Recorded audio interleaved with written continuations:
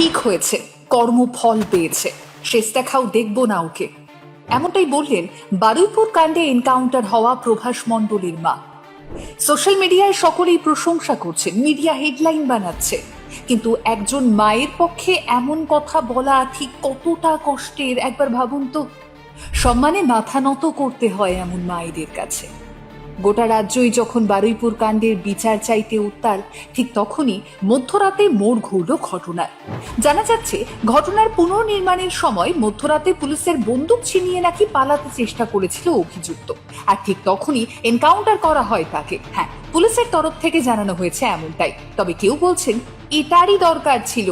অনেকেই বলছেন বিচার তাহলে হলো অবশেষে, যদিও কিছু সংখ্যক মানুষের বক্তব্য এসবই নাকি আইওয়াশ।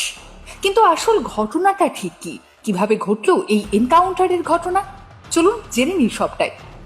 স্থান বারুইপুর, সময় বিকেল 4টে। বাড়ির কাছের এক দোকান থেকে কিছু কিনতে বেরিয়েছিল 12 বছরের বাচ্চা মেয়েটা, কিন্তু সে জানতো না আজকাল আলোর মাঝেও লুকিয়ে থাকে কত শয়তানিরা। জানা যায় ঘটেছিল নারকীয় নিকৃষ্টতম এক ঘটনা।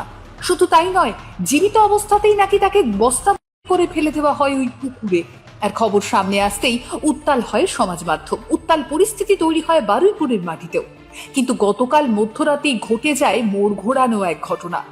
পুলিশ সূত্রে জানা যাচ্ছে মঙ্গলবার গভীর রাতে অভিযুক্ত প্রভাস মণ্ডলকে নিয়ে যাওয়া হয়েছিল ঘটনাস্থলে। উদ্দেশ্য ছিল গোটা অপরাধের পুনর্নির্মাণ বা ক্রাইম সিন রিকনস্ট্রাকশন। আর তদন্তে এই প্রক্রিয়াটির অত্যন্ত গুরুত্বপূর্ণ প্রভাব রয়েছে, কারণ এর মাধ্যমে অভিযুক্তের বয়ানের সঙ্গে ঘটনাস্থলের বাস্তব পরিস্থিতি মিলিয়ে দেখা হয়। কিন্তু ঠিক সেই সময় পুলিশের দাবি অনুযায়ী আচমকাই বদলে যায় পরিস্থিতি। অভিযোগ, প্রভাস সিট অফিসার রনির হাত থেকে সার্ভিস রিভলভার ছিনিয়ে নেয়, আর এরপর সেই বন্দুক তাক করে পুলিশকে লক্ষ্য করে গুলিও চালায়। পুলিশ জানিয়েছে আত্মরক্ষার জন্য পাল্টা গুলি চালাতে বাধ্য হন অফিসার অর্ঘ।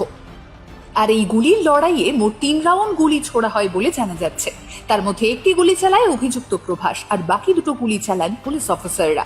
ময়না তদন্তের প্রাথমিক রিপোর্ট বলছে প্রভাসের শরীরে 2টো বুলেটের আঘাত মিলেছে। একটি বুলেট বুকের নিচের দিকে আর আরেকটি কোমরের ওপরের অংশে লেগেছিল।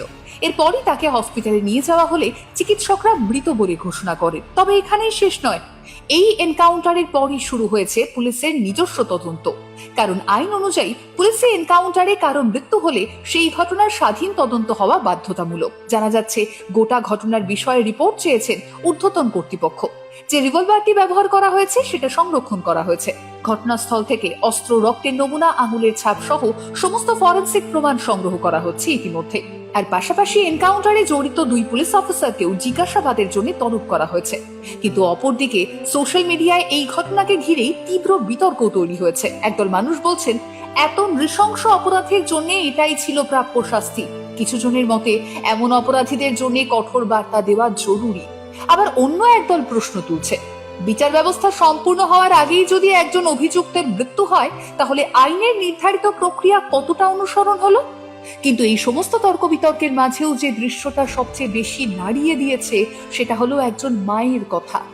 যে মা নিজের সন্তানকে শেষবারের মতো দেখতেও রাজি নন। তিনি বলছেন মেয়েটার সঙ্গে যা করেছে, ওর সঙ্গে যা হয়েছে ঠিক হয়েছে, কর্মফল পেয়েছে। অন্যদিকে জি 24 ঘন্টার প্রতিবেদন অনুযায়ী অভিযুক্তের স্ত্রী বলছেন ও এমন কাজ করতে পারে, বিশ্বাস করি আমি। একজন মা আর একজন স্ত্রী, দুজনের মুখেই একই হতাশার ছাপ, একই ঘৃণা। এই দুজন মানুষের বক্তব্য যেন বুঝিয়ে দেয় এই ঘটনার ক্ষত শুধু একটা পরিবারের নয়, গোটা সমাজের। সন্তানকে হারানোর কষ্ট একদিকে, আর সেই সন্তান এমন এক অপরাধের অভিযোগে অভিযুক্ত যার জন্য গোটা সমাজ ঘৃণায় মুখ ফিরিয়ে নিয়েছে। সেই সত্য মেনে নেওয়ার সাহস না সবার থাকে না। সম্ভবত এই কারণেই আজ মানুষ শুধু এই ঘটনাটাই নয়, সেই মায়ের মানসিক শক্তিকেও সম্মান জানাচ্ছেন। তবে আবেগ যতই প্রবল হোক, আইন তার নিজস্ব পথেই চলে। পুলিশের দাবি একটা আত্মরক্ষার স্বার্থে গুলি চালানোর ঘটনা এটা। অন্যদিকে আইন অনুযায়ী এই এনকাউন্টারেরও স্বাধীন তদন্ত হবে। সেই তদন্তের রিপোর্ট শেষ পর্যন্ত জানাবে সেই রাতে আদতে ঠিক কি ঘটেছিল।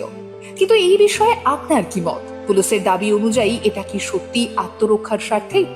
সত্যি কি সঠিক বিচার হলো, নাকি তদন্ত শেষ হওয়া অব্দি কোনো সিদ্ধান্তে পৌঁছানোই উচিত নয় কারো? আপনার মতামত কি? আলোচনা হোক না কমেন্ট বক্সে।